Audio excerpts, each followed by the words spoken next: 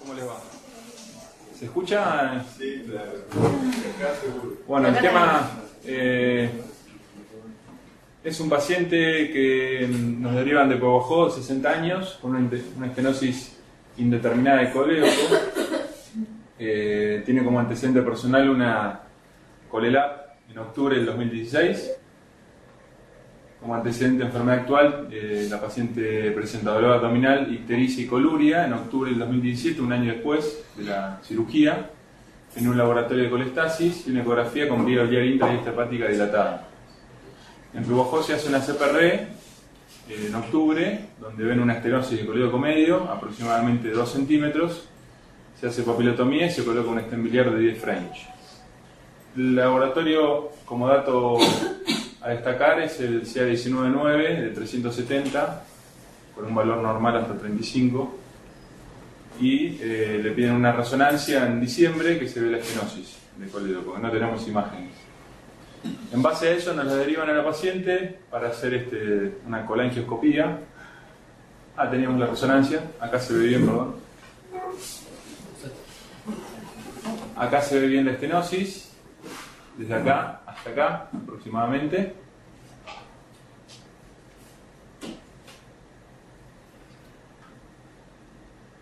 Y nuestra conducta es hacer una colangioscopía con Spyglass para caracterizar la estenosis, hacer biopsias y definir si parece una estenosis benigna, hacer un protocolo de Roma, o una estenosis maligna, directamente poner un esteno autoexpansible.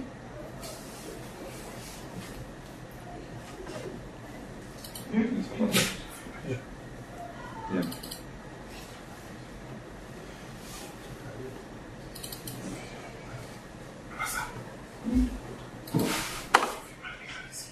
Bueno, acá entonces se ve bien la estenosis. Lo que hacen primero es dilatar con un balón desde arriba hasta abajo para que pueda entrar el colangioscopio, que es este de acá. Acá se ve la lesión por el Spyglass, friable, amelonada, con zonas parecen más ulceradas. Lo que se hace es tomar biopsias dirigidas de esa lesión. Y por último, se pone un esteno autoexpansible con la alta sospecha de presentar un colangiocarcinoma. La biopsia efectivamente vino un colangiocarcinoma, así que ya quedó resuelto.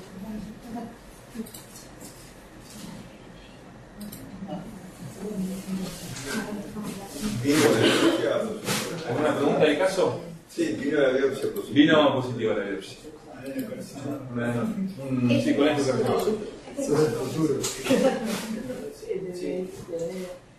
Bueno, entonces con esta introducción del caso de Nacho, entramos al tema de estenosis biliar indeterminada, en la cual voy a hablar más o menos cómo diagnosticarlo, ¿no? O sea, cómo estudiarlo, mejor dicho. Bueno, entonces cuando uno sospecha una estenosis biliar, hay que tener en cuenta los antecedentes, que es importante, por ejemplo, si se operó de la vesícula por si una lesión quirúrgica, o si tiene una cirugía previa, una hepatoyeyunostomía, si tiene antecedente pancreatitis autoinmune, para pensar una estenosis por una colangiopatía IgG4. Los datos clínicos, el marcador tumoral más útil, el K19-9, la ecografía abdominal, tomo resonancia con resonancia, por último CPR con cepillado y o biopsia. Con eso, generalmente, con todos estos datos, el 80% de los casos uno puede determinar si la estenosis es una patología benigna o maligna. Pero un 20% se considera indeterminado porque no lo podemos diferenciar. Entonces, ¿cómo definimos cuándo es indeterminada? Cuando hay sospecha clínica de malignidad, pero que las imágenes son hallazgos inespecíficos, o sea, no muy determinantes para decir si es benigno o maligno, que en la tomografía de la resonancia no ve masa ni metástasis, y que la CPR tiene cepillado y o biopsia material inadecuado, o que de forma negativa o patología benigna, persistiendo la sospecha clínica de malignidad. En la estenosis biliar lo más frecuente son estenosis malignas, solo un 30% puede ser benigno, pero se ha visto que pacientes que fueron operadas por una estenosis supuestamente maligna, una quinta parte, o sea 20%, termina siendo benigno. Con respecto a la estenosis indeterminada, un tercio son de etiología benigna. Entonces, en el manejo de estos pacientes hay que balancear si ante una estenosis hacer un diagnóstico temprano y correcto de la estenosis maligna y, por otro lado, no operar en forma innecesaria una estenosis benigna. Bueno, algo muy rápido, las causas de la estenosis benigna, una de las más frecuentes es la lesión postquirúrgica. También la estenosis, la anastomosis, post-trasplante hepático o hepático-yeyunostomía por otro motivo. Inflamatoria, la colangitis esclerosante primaria, la colangiopatía IgG4, que puede estar asociada o no a la pancreatitis autoinmune. Compresión extrínseca por síndrome merística, un listo en el fundíbulo que comprime la vía biliar. Pancreatitis crónica, colangiopatía por hipertensión portal, por varices alrededor de la vía biliar. Un pseudotumor inflamatorio, causa infecciosa, también hay causas por vasculitis, por isquemia. De las malignas, las causas más frecuentes es colangiocarcinoma, cáncer de páncreas, y menos frecuente cáncer de ampolla, cáncer de vesícula o adenomegalias por varias causas.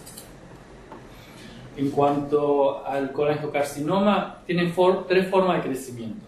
Una forma exofítica, o sea, crece en forma de masa. Eso se ve especialmente en colangiocarcinoma intrahepático, la vía intrahepática. Puede haber formación pólipo intraductal, que no es frecuente de ver, y la forma más frecuente, que es la infiltrante periductal, que si de esta forma, eso es lo que vemos habitualmente en las colangiocarcinoma en la vía biliar extrahepática. Esta es la forma papilar o con un pólipo que con el tiempo ahora cada vez se ve con más frecuencia, y esta es de crecimiento con una forma de masa. Estas son las imágenes colangiográficas correspondientes.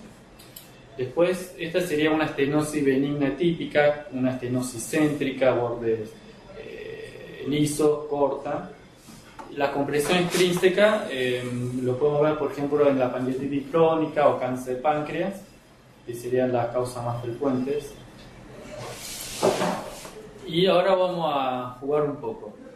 De caso 1, 2 y 3, ¿quién piensa que, sabe, si es solamente si es benigna o maligna, no el diagnóstico? Por ejemplo, el caso 1, ¿quién piensa que puede ser una estenosis maligna? Levante la mano.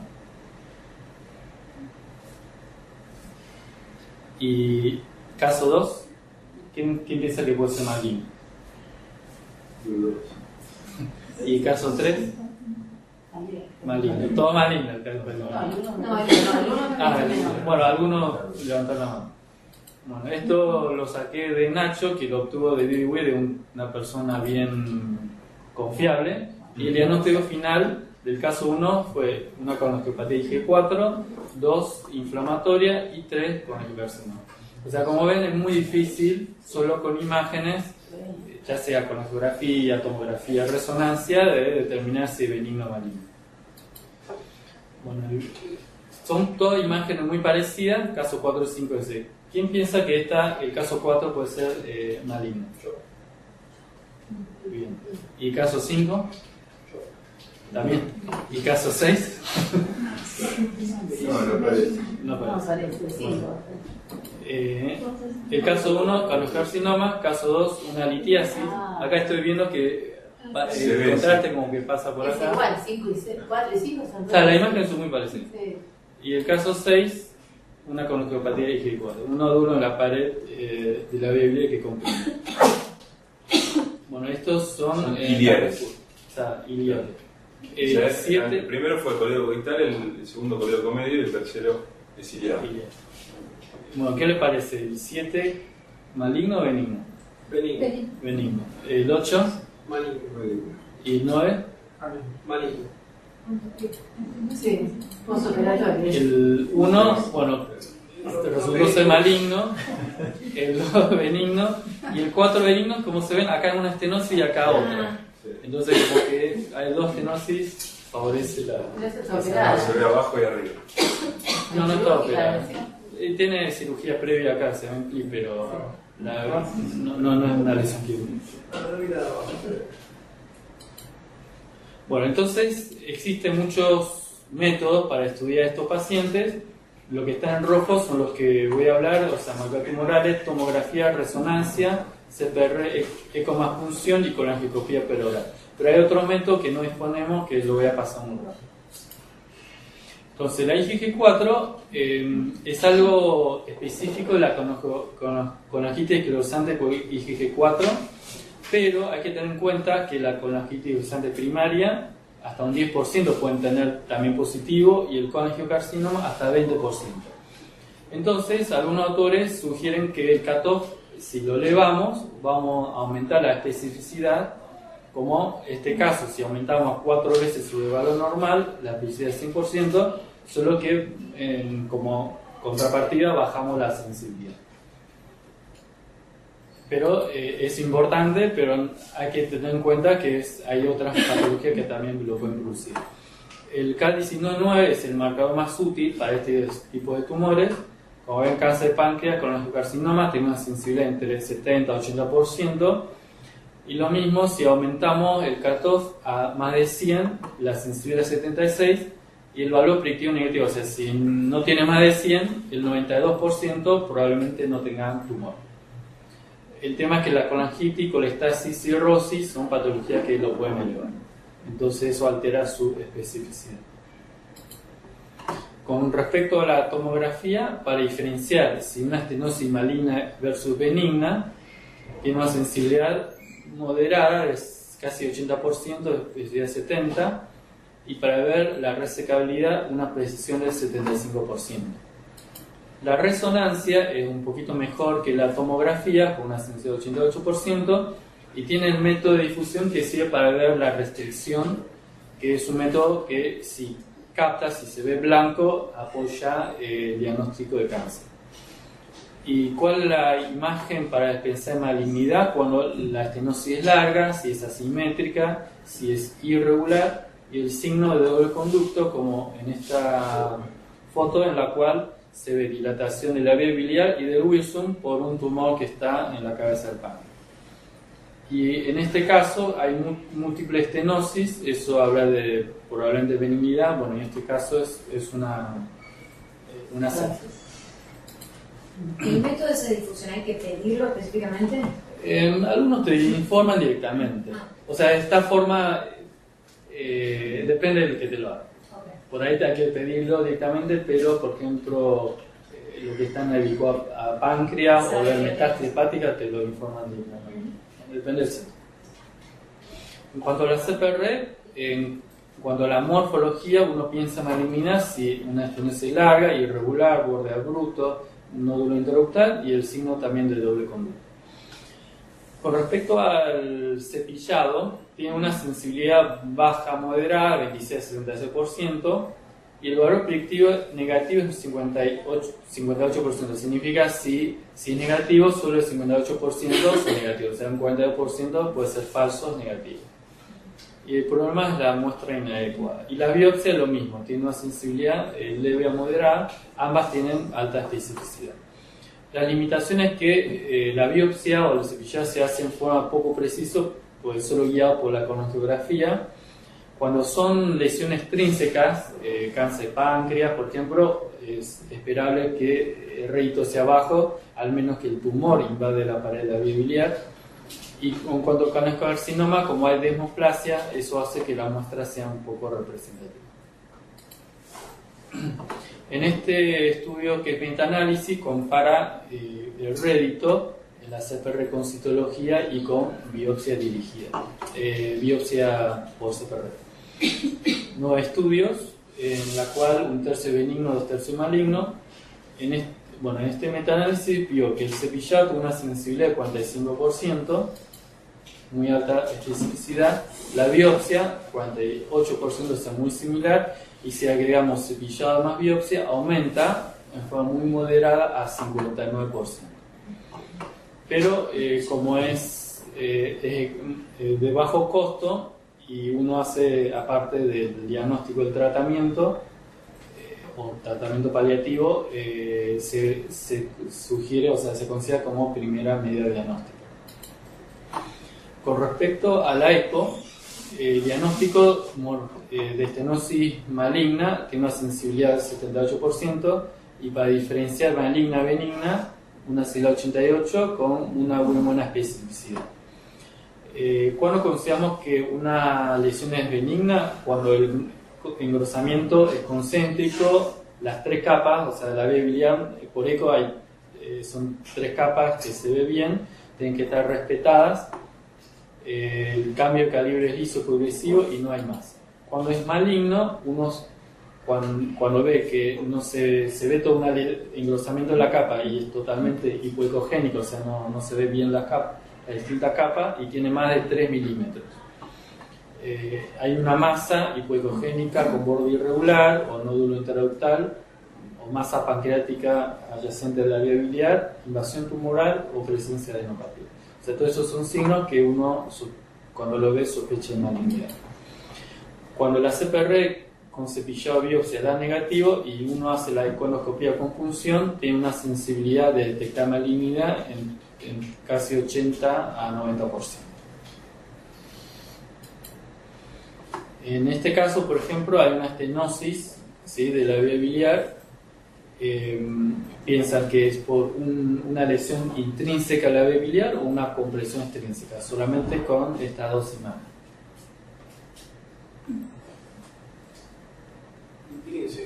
Intrínseca.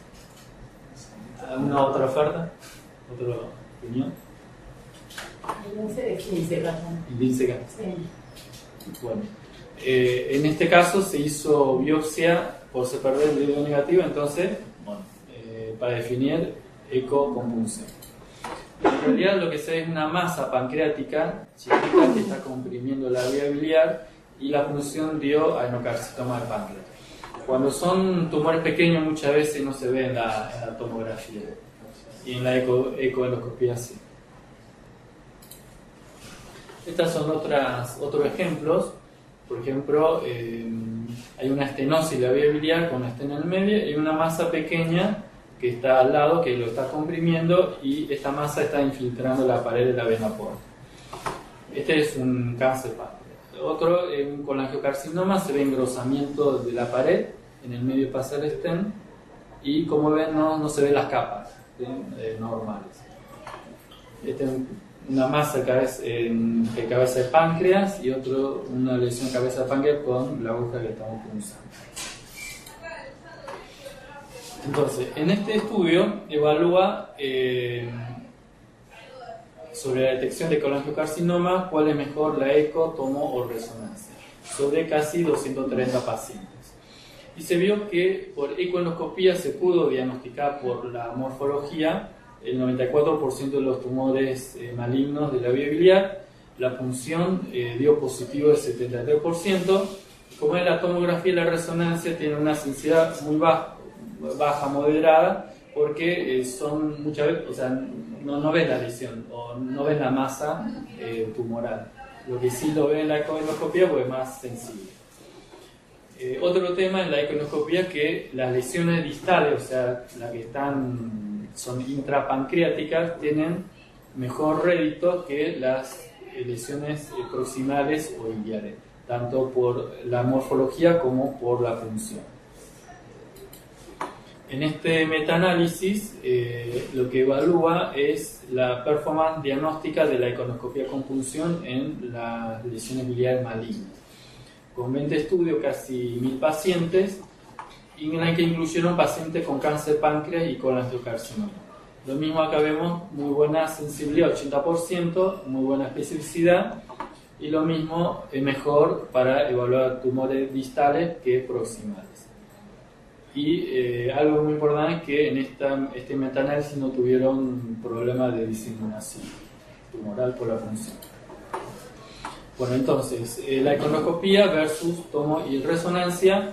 es más sensible para detectar masa, engrosamiento ductal y para detectar adenopatías, tiene mayor precisión para determinar la irresecabilidad de la lesión, y la punción del tumor de ganglio tiene una sensibilidad generalmente de más del 70%.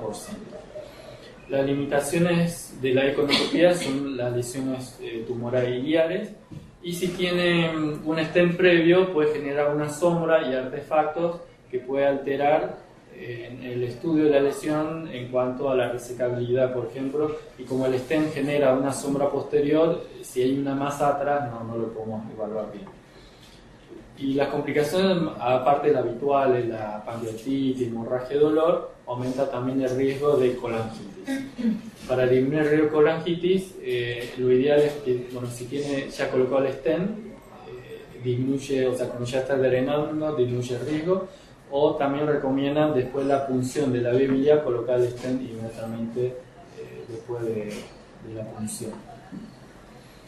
Y está contraindicado la punción cuando hay un tumor en la zona iliar o que sea resecable o es candidato a trasplante hepático por el riesgo de diseminación. Y si un paciente se le punzó, lo sacan directamente de la lista de En cuanto a la colangioscopía, hay distintos métodos: la percutánea, la peroral, que es madre bebé, que requiere 2 operadores, que para que no se usa. El que usa actualmente, que está en la Argentina, es Spyglass, que solo requiere 1 operador, y el Ultraslim, que se usa poco. Bueno, el Spyglass es un sistema descartable en la cual el colangioscopio se entra por el canal de biopsia del duodenoscopio y a través de ahí entra la vía biliar y tiene posibilidad de tomar biopsia y también puede colocar una sonda para romper piedra, ¿no? Dilutirse electrohidráulico. Y como vemos acá, se permite tomar biopsia dirigida del tumor. Bueno, para pensar en un tumor maligno con angiocarcinoma, la imagen típica es observar un nódulo o masa interductal, vasos dilatados y tortuosos, que son los vasos tumorales, como se ven acá, la mucosa de aspecto papilar o vellosa, presencia de úlcera o infiltración.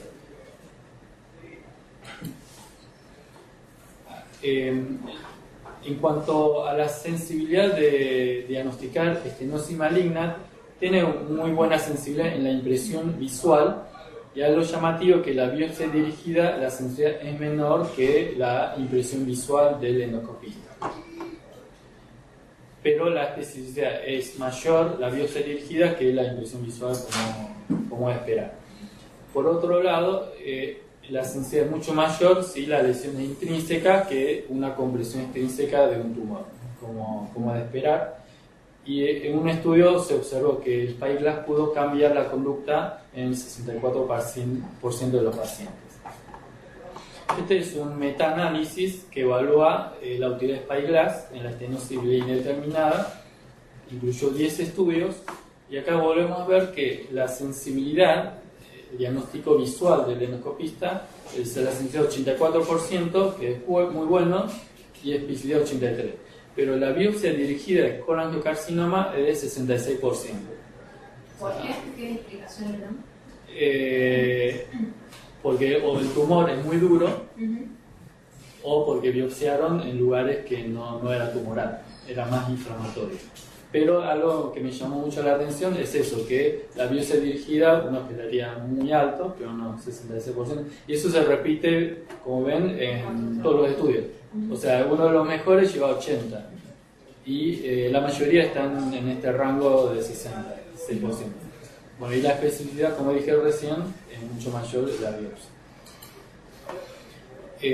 Las complicaciones generalmente rondan el 7,5%, en la cual la más frecuente es la colangitis y está relacionada con la infusión de líquido, porque en Spyglass para ver se infunde líquido y no aire, ¿no? como el de endoscopía. y eso aumenta el riesgo de colangitis.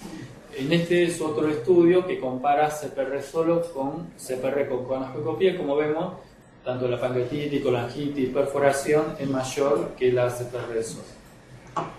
Entonces, para evitar la colangitis está indicado el antibiótico durante y después del estudio.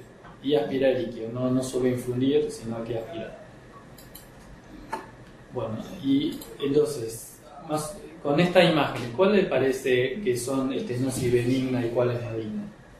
O sea, por ejemplo, es benigna o maligna. Se parece maligno. Maligna. ¿Y esta? Maligna. ¿Y esta? Esa más maligna. Maligna. ¿Y esta? Eso es mal. La última. Bueno, los dos primeros son colangiocarcinoma. Este es un adenoma velloso y este una colangitis de primaria. O sea, es vil. Es vil. ¿Ah? No, lo saqué de la Yo revista. le había mostrado a Robles No, o sea, es difícil, no es fácil. Bien, entonces, este es un estudio que evalúa el impacto de la iconoscopia con punción antes de hacer spyglass en pacientes con estenosis biliar indeterminada. Entonces, son pacientes que tienen colestasis, que la tomografía de resonancia ven estenosis biliar, no hay masa, y que la CPR con cepillado fue negativo. Entonces, en 40 pacientes, a todos le hicieron econoscopía, pero solo a 30 pudieron hacer punciones por diversos motivos, de los cuales 23 fueron positivos. Entonces, o sea, 77%. Colangiocarcinoma 11, cáncer páncreas, cáncer vesícula y 2 pancreatitis autoinmune. Todos los pacientes que no pudieron punzar o que le dio negativo la punción o de diagnóstico dudoso, que fueron 18 pacientes, le hicieron spyglass, y a estos pacientes 16 le dio positivo, 88%. De los cuales era maligno 7, 3 resultó ser pancreatitis autoinmune, 7 informaron inflamatorio, pero al final resultó que uno era cáncer páncreas y otro cáncer vesícula y uno fue normal. Entonces, haciendo esta secuencia de iconoscopía con punción y después spyglass, pudieron llegar al diagnóstico final en forma correcta, o sea, valor verdadero positivo y verdadero negativo, en el 95% de los pacientes. Haciendo esta secuencia pudieron evitar el 60% o sea, pudieron evitar colangiopatia el 60% de los casos y pudieron ahorrar $110,000. Esto es un trabajo hecho en Australia. Entonces yo recomiendo esta secuencia: eco con punción y después spyglass.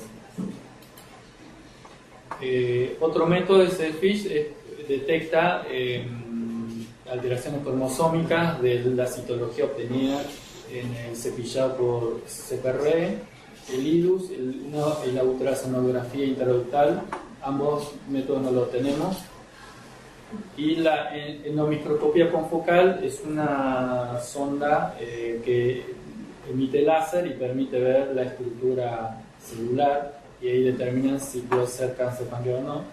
Tampoco lo tenemos. Y por último, un algoritmo que en base algoritmo que saqué la literatura y en base a la lectura armé este algoritmo. O sea, no, es mía, no está validado. No está validado. Entonces, cuando sospecha estenosis biliar, bueno, primer estudio, la ecografía abdominal. Si hay dilatación intrahepática, el mejor estudio sería resonancia, y con la resonancia, igual en la práctica también le pedimos tomo, pero mejor la resonancia. Y después seguido la CPR con citología o biopsia dirigida. Si es positivo la citología y la lesión es resecable, bueno, va a cirugía o trasplante según el caso. Si es negativo y es resecable, si la sospecha es muy alta de malignidad, puede ir directamente a cirugía, o si no, CPR y spyglass. Se puede hacer econoscopía, pero en este caso no se puede punzar para que pueda ir a cirugía, para evitar la diseminación tumoral. Si es negativo y irresecable, la econoscopía con punción, y si da negativo, CPR y spyglass.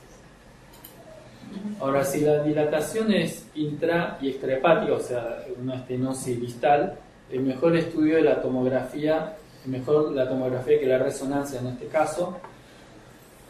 Si se ve masa y es resecable, directamente va a cirugía. Es discutible si hay que hacer punción, eso la opinión está muy dividida. Si es borderline o irresecable, econoscopía con punción, y si no hay masa, econoscopía con punción y o CPR con citología. Ambos métodos está bien, o sea, combinarlo está bien. Y si da negativo, CPR y Spyglass. ¿Alguna sugerencia que no le guste? No, sugerencia para el algoritmo no está validado todavía. No. Bien. Bueno, conclusión es que la CPR con cepillado y biopsia, como de bajo costo, pero o sea, de baja sensibilidad y de bajo costo, igual sigue siendo la primera opción a realizar, aparte porque permite el diagnóstico y también la terapéutica. La econoscopia con punción tiene mayor sensibilidad y es muy útil cuando no hay masa en la tomografía de resonancia, y principalmente si no son resecables. Si es resecable, es dudoso si hay que punzarlo. La colonoscopia peroral tiene, llamativamente, la impresión visual tiene más sensibilidad que la biopsia dirigida, de alto costo, y sugieren que siempre sea la última opción. Entonces, juntando todos estos métodos, la estenosis indeterminada, con el tiempo, como lo mostré en el último trabajo, sí, termina siendo de etiología determinada en el 95% de los casos. Muchas gracias. Y en el traductor hay alguien que la haga de la gente de los centros que vos conocés, que no sea Estados Unidos, ¿no? Spyglass. El IDUS. IDUS no. De los lugares que fui, no. No. Necesita un aparato aparte. Necesita una sonda. Sí, no sé si porque hay una zona que usamos que es para lesiones epiteliales. No sé si se puede usar esa misma. Pero como solo permite diagnóstico, entonces con el AICO lineal que permite punzar, o sea, en la práctica Sí. No le ves mucho espacio para... no creció mucho el Claro. virus. Ahí vimos el algoritmo que mostrabas cuando tenías la vía biliar intrahepática dilatada, le pedían resonancia. Sí. Y después, nosotros en realidad hacemos, más o menos el algoritmo, le pedimos, si está solamente intrahepática dilatada, le pedimos la resonancia, pero la CEPRE solo si es un Bismuth 1 o 2. O sea, son altas, pero que no te afecta el Carrefour, digamos. Porque ahí sí, más allá de que no tengas diagnóstico, le mandás, igual haces una CPR y no lo puedes drenar, por ahí es una bronquitis y no lo puedes hacer. Entonces, en esos casos, sí lo mandamos al percutáneo. Sí, por eso habría que agregar, ahí no está CP. Sí, depende de la CP, Bismuth 1 y 2. ¿No? Está bien. Para mejorar. Bueno, si la doctora del Hospital La Pampa, ¿tiene alguna pregunta?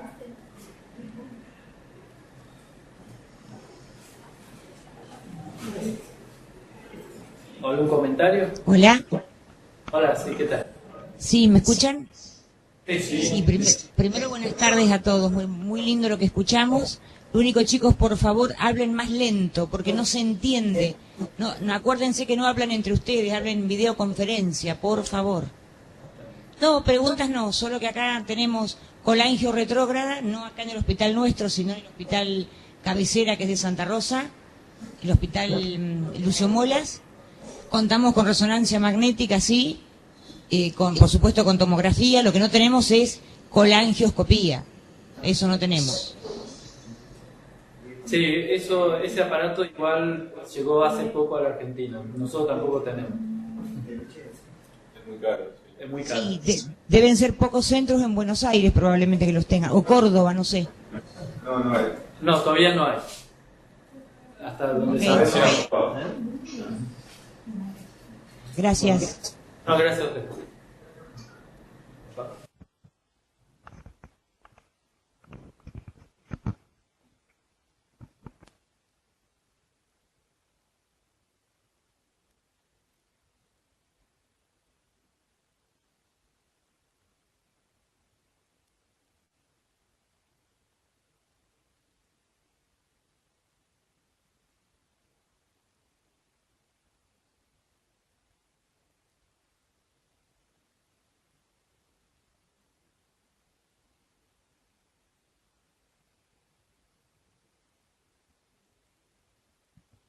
Hola, hola, ¿me escuchan?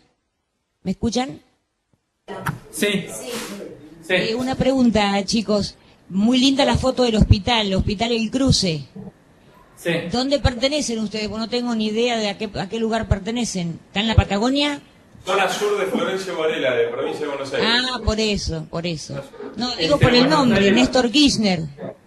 Ah, No se preocupe, nosotros nos llamamos Evita, o sea, estamos menos en el mismo signo. Nuestro hospital es Hospital Comunitario Evita, así que bueno. Acá hay muchos de Evita, ¿no? Sí, me imagino. Gracias. Así que Florencio Varela. Bien. ¿Cuántos años tiene el hospital? 10 años. 10 años. Como nosotros también, diciembre del 2007. Nada más que el nuestro es hospital comunitario, no es de alta complejidad. ¿Ok? Ah, sí. Bien. Gracias. Chao, gracias, hasta luego.